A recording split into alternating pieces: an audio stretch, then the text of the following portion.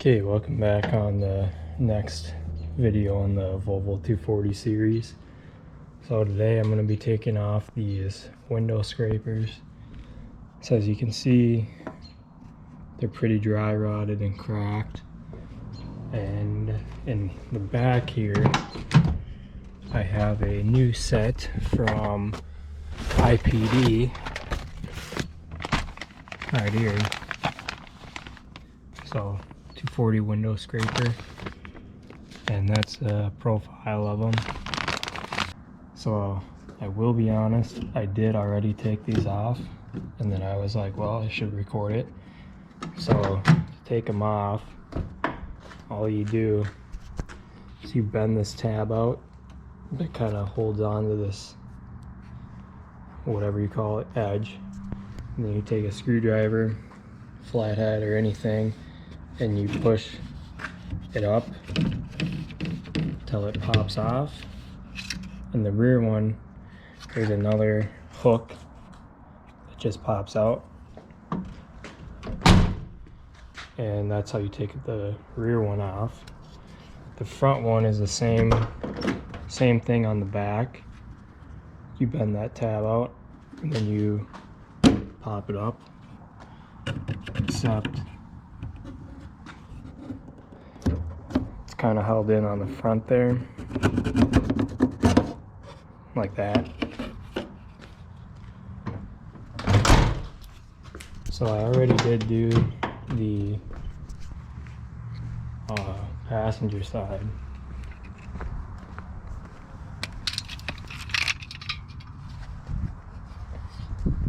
I have them out in the sun, trying to heat them up a little so that I can wire wheel the old paint off, because I'm going to repaint these matte black. But what you do is you take another flathead, you pry open this gap where these little dimples are, and then the old scraper should pull right out. So I got you guys up on a tripod now. I'm gonna go ahead and work on getting the 3 out that I haven't messed with yet. So let's take a flathead. These are just gonna break. The one that I did do, it just broke off.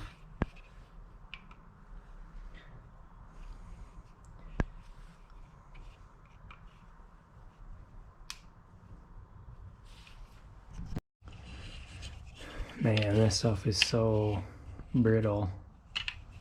As soon as you push it to the end, it doesn't even bend. It just cracks.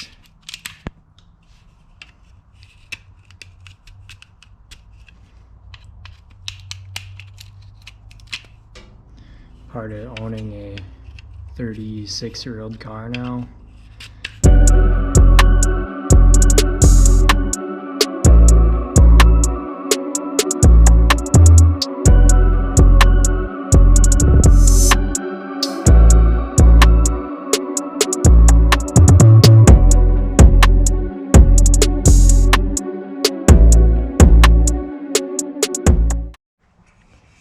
Alright, so we got all 4 window seals de-scraperized. We're gonna go ahead and wire wheel it.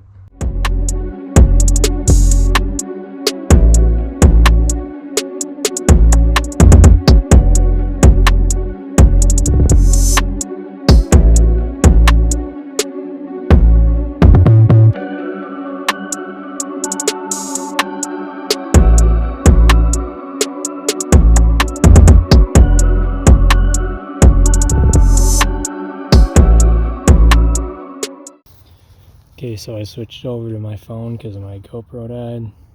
We're going to be using matte black to repaint them. After I wire wheeled them, I sprayed them down with some parts cleaner. Then I set them out in the sun for a little bit. This can's been sitting out in the sun for the past couple hours to warm up, because gets down to like 30-40 degrees at night. So just to be on the safe side. So let's see what it does. That's terrible.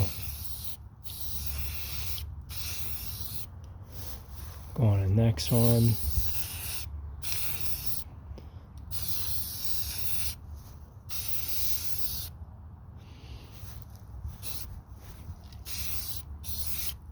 Kind of just trying to avoid runs. So I probably should have put an even lighter coat than this on, but I'm gonna let it dry and come back in like 10-15 minutes and do another coat. Get it nice and thick on there. Okay, so here they are with the final coat. Turned out pretty good. On the top of the trim there is some runs on I think this is a rear one, but the scraper kind of covers it, so I'm not too concerned. So I'm gonna let these dry overnight probably, and then put the scrapers on tomorrow and then reinstall them on the car. Okay, so here's the painted pieces. Turned out pretty good. Probably all gonna get scratched up now, but oh well. A lot better than what they were with all the sun damage and peeling and all that. So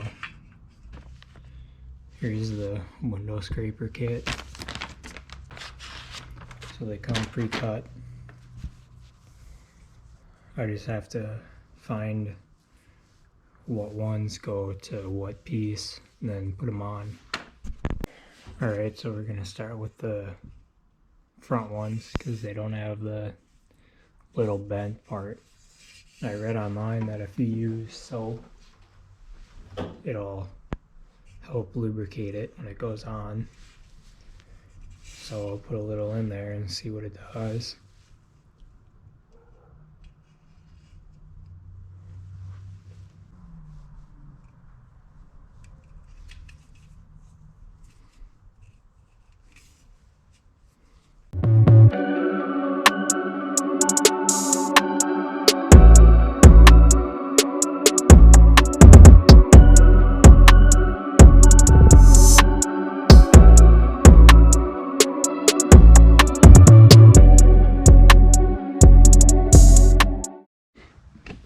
Okay, so I got this one back on the car. You do have to trim it a little bit. Not by much though. I just had it overhang by, well, one end it was like 1/2 inch and the other end was like 1/4 inch.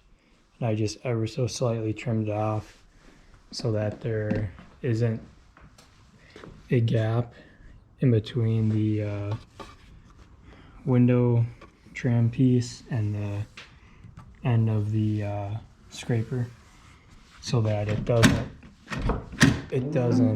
let water by.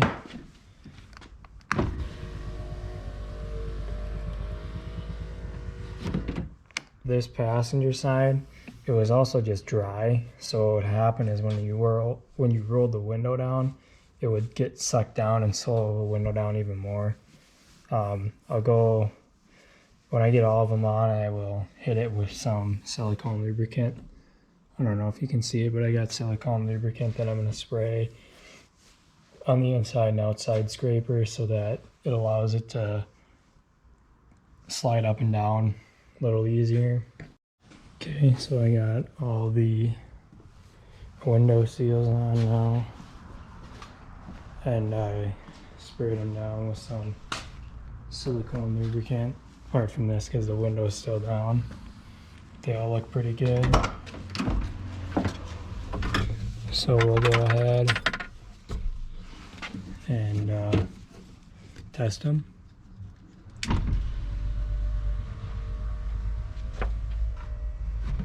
So the passenger, rear passenger,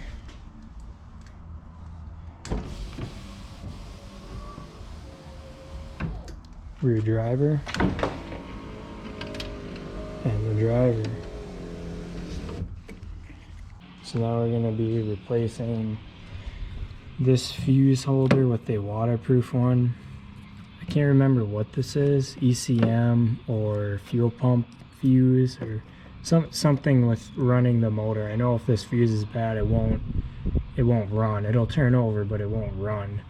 So I went and I got a waterproof housing, and I'm gonna splice it in here. And I'm also working on cleaning up these leads. I have the person I bought it from, he had a light bar on it as well as a subwoofer, so that's what this one is. And this is the relay for the light bar.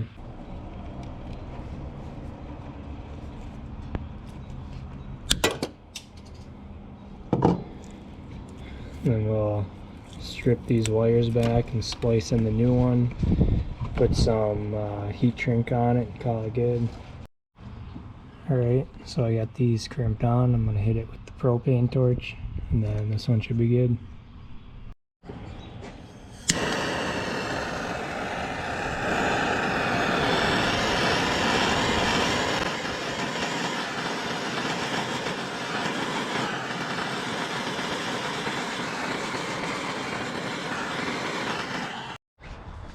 So I did a couple things. I zip tied the fuse up here and then rerouted the cables here.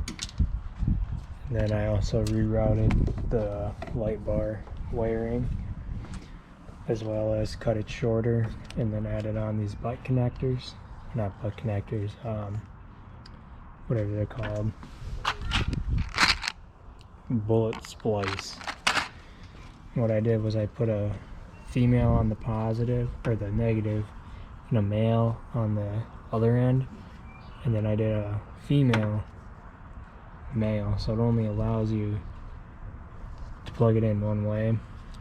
So I just have the jump pack hooked up to the light bar. This is a switch. I'll probably mount it somewhere around here.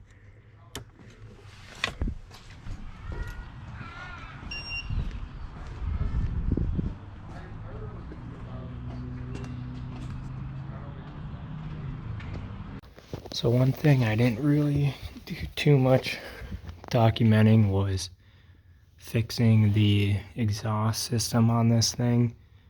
Some of those welds are not mine. That one, it doesn't look great, was not mine. But I re-welded that because that is what got ripped off. That's why it was so loud in the first clip. And then I had to kind of finagle the cat and the resonator back there up more so that it's more level to the bottom so that it won't scrape. And I will replace the cut springs as well. That one I have to take off and fix because it does leak a little still. And then goes underneath the axle. I added a extension, or just extended the pipe, and then I'm thinking, because right now I don't have a muffler on it because the original muffler has seen better days. Can't really get it out, but oh yeah, you can see kind of the packing tube is loose in there, and if you can hear it,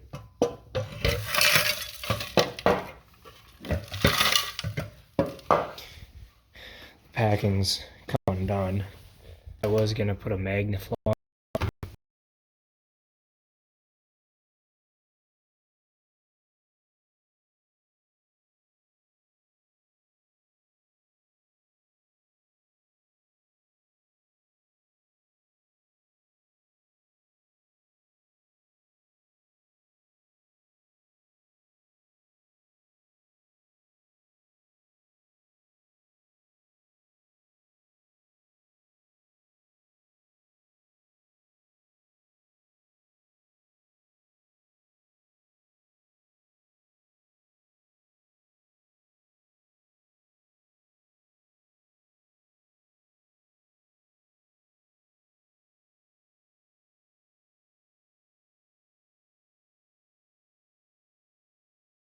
so it's not too loud. But we'll see once it gets on the road and gets under some load. Alright, so now we're gonna be replacing the power steering rack boot. It's pretty mangled, and by the looks of it, it's just like a big zip tie here, and then another one on the actual rack. And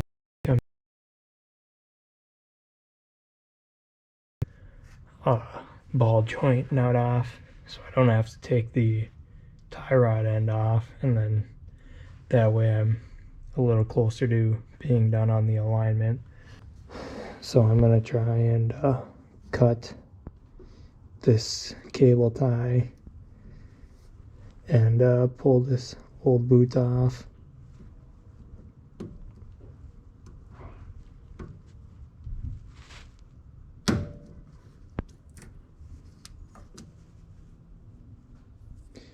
Yeah, it just looks like a big zip tie. And this is a ZF style rack. I forget what the other, it's like a cam or a ZF rack. So there should be like a disc that this goes onto, from what I have found online at least. Alright, so this is a 3/4 inch bolt, or nut, I should say. So we'll go ahead and take that off.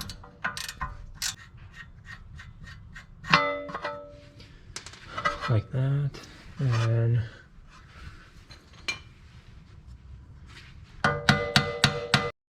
alright, so we got the air gun now. Oh yeah, like nothing. So this will tell us if we have to take this tie rod end off or not. It's kind of looking, oh, I don't know how pliable the new one's gonna be, so now we just have to get the remnants of the what's left on the rack, and then we'll get the new one put on. Alright, so I got the new boot put back on. Oh, thing put up a pretty good fight. What I ended up doing was soaking it in some oil and then just shoving it on there and twisting it, and then using a 90-degree pick to just shimmy it around and gently pry it out so I don't poke a hole in it. So now I'm going to go ahead and put some zip ties on either end, and then put the tie rod end back on the knuckle.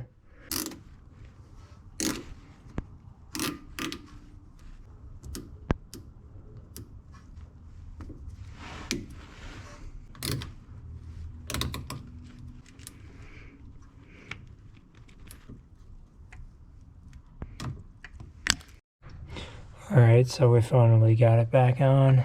I'm gonna go ahead, start the car, and then run it in and out a couple times so that the boot can seat where it wants to.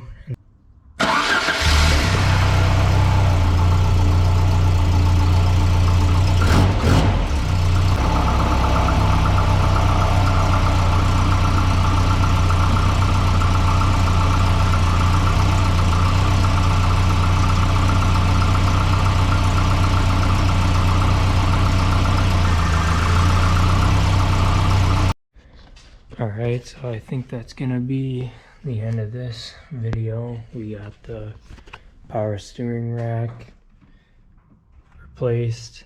We got the light bar wired.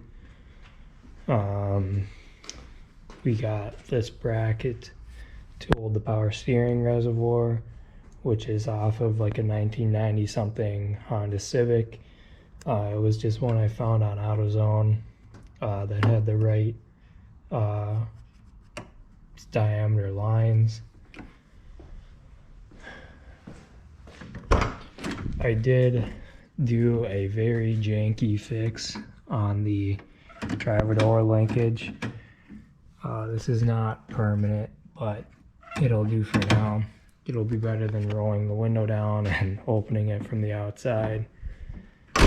We got all the window scrapers replaced and installed. We figured out the brake lights on the tail light assemblies and the third light.